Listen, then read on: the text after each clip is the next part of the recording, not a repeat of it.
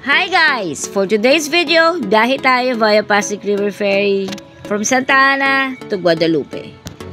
So, ito na nga ang Santa Ana Station. So, tara let's pasok tayo sa loob.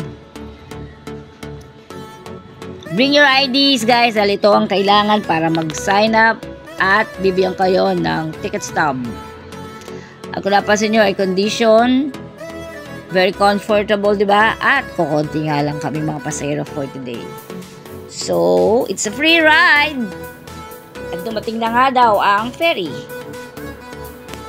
So, bababa na kami ni Kuya. Anyway guys, ang unang ferry talaga natatandaan ko ay may bayad na 10 pesos. Mga 10 years ago. Tapos malaki siya. Tapos air condition siya. Pupunta naman ako ng Escolta noon. Experience ko lang din. So ngayon, first time kong ma-experience itong bagong ferry na tinuloy pa rin nila pala. Anyway, so andyan ang ferry. Approaching.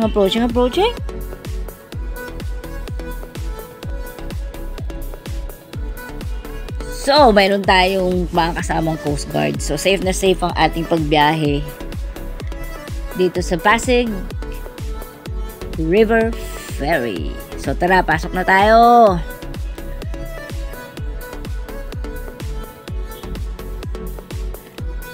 So ito na nga, pagpasok mo, hindi siya air condition. So I think nasa 30 persons ang capacity nitong boat eh.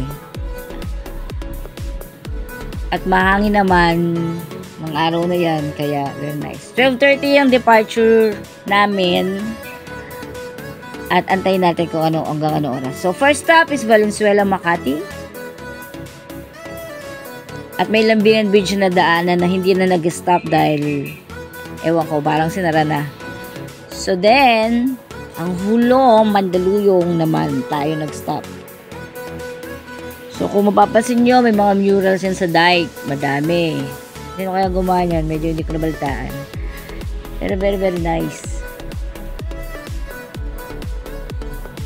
At ito na nga, nandito na tayo sa Guadalupe Station. Touchdown. So, alalayan pa tayo niya nila Kuya, pagbababa tayo. So, safe na safe. At 30 minutes lang ang binahe ko, guys. So, kalahin mo yun.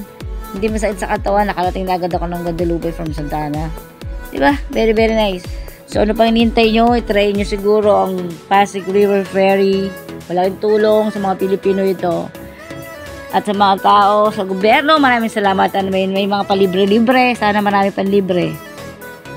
Anyway,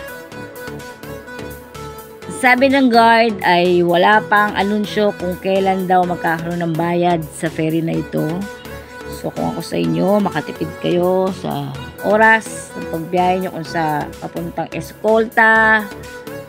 Intramuros ata dadaan to eh. Hindi ko lang natignan yung Guadalupe, Hulo. Google nyo na lang. So, goodbye. Thank you for watching. Guadalupe na.